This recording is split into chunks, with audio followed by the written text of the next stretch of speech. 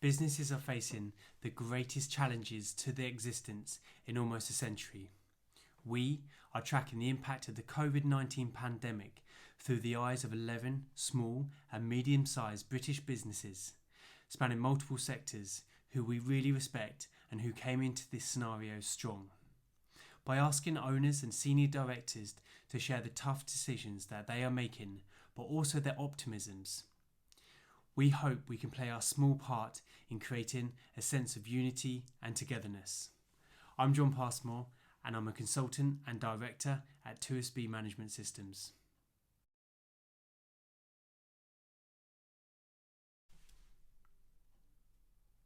This was a week that we sadly saw the number of UK deaths rise from 700 to nearly 1,000 per day. The death rate, meanwhile, in Italy and Spain plateaued and has started to decrease. We're in a third full week of lockdown in the UK, and it's a week in which we saw Boris Johnson enter and leave intensive care. Due to the tentative signs that the outbreak is peaking in Europe and the actions of the Bank of England and the Federal Reserve, stock markets have reacted positively this week. The FTSE 100 rose 7.9% and the S&P 500 in the States rose 12.1%, which is the largest rise in nearly 40 years. There's no two ways about it. The last 2 weeks have been horrific in terms of sales. Thankfully, the businesses we've been speaking to have said that this week the reduction slowed up a lot and in fact plateaued, and in some cases either really interesting tenders have come through or contracts have been signed, which shows that there's still positivity in the marketplace. The ability to take really proactive short-term action for sales does differ between industries. For those that can be very proactive, the companies we've spoken to are finding innovative ways to bring clients on in the short term. Regardless though, even for those that think playing the longer game is the way forward, the building of relationships, strong trusting relationships with existing and potential clients is what everyone is focusing on doing. We want to come out of this situation with a strong base, rich relationships, and the ability to work with our clients and suppliers to improve the economy for all of us. The issue of cash flow is unsurprisingly the highest concern for many of the owners and directors we've spoken to.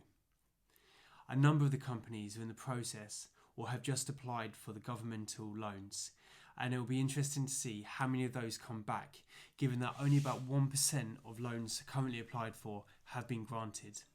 The companies that we've been speaking to who are applying for these loans are trying to put together a strong business plan to the banks to show that receiving the support is a wise move and they will be able to repay it. In terms of business sentiment, the negativity around the next 3 months does still remain and has remained unchanged from last week.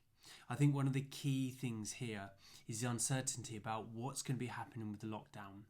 And without the government coming forward with a strategy for how the lockdown will be broken, that uncertainty is creating this negativity in the minds of businesses across the country. What is interesting though is that positivity over the next 6 to 12 months is there, and over the next 12 months we've seen an increase in how businesses feel about where they're going to be.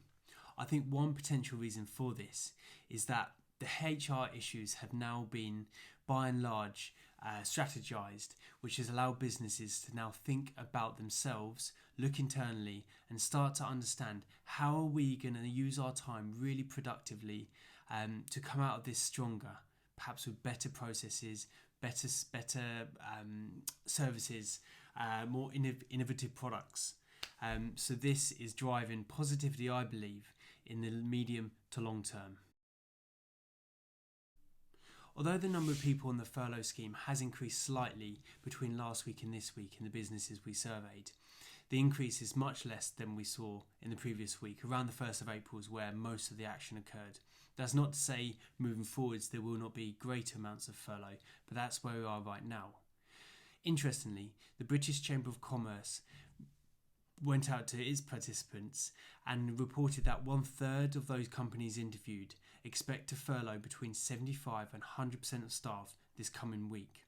I think that speaks testament to the quality of the organisations that we work with. Although we all thought we'd love remote working, I think that a small amount is proving good. I think remote working the whole time is now starting to really challenge organisations.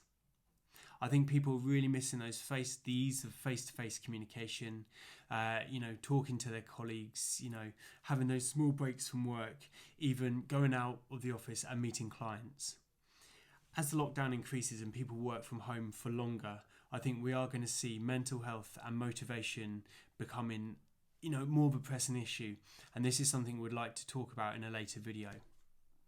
Regular daily or weekly catch-ups with those employees who have been furloughed seems to be a common trend between the businesses we've been speaking to. We'd like to talk about the points of optimism, and I think it's really, really important to focus on these. The strongest themes coming through this week was that businesses are now having time to look internally at their systems and processes to make improvements that they've always wanted to do but haven't had the time, to be innovative with their services and their products, and to work on improving the resilience of their businesses. And this is what is making companies feel more positive in the medium and long term. Other companies feel that they're going to be better placed to weather the storm than some of their competitors, either through lower leveraging, the ability to be industrious during this time, or because they have a lower cost base. For other businesses, feel that when sales do come back online, we're going to see a really strong push, and this has been reflected in reports by companies such as JP Morgan, where they expect a Q3 bounce back much stronger than would otherwise have been experienced in that quarter. I think a key component to any strategy, for a business looking forward about how we're going to bring sales back online, how we're going to build that pipeline again, is to really consider what is the environment going to look like post Covid-19. So a final thought for this week's video is that really we're in a situation where we've got to take the long-term view. We're in a marathon, not a sprint situation, and we have to remain positive and stoic to ensure that we are strong leaders for the employees within our businesses. If you'd like to see the anonymised aggregated data to accompany the survey, you can find it below this video. I look forward to reporting back next week on the developments and insights about how a group of strong, small and medium-sized businesses are approaching the pandemic we find ourselves within. Thank you for taking the time to watch this video.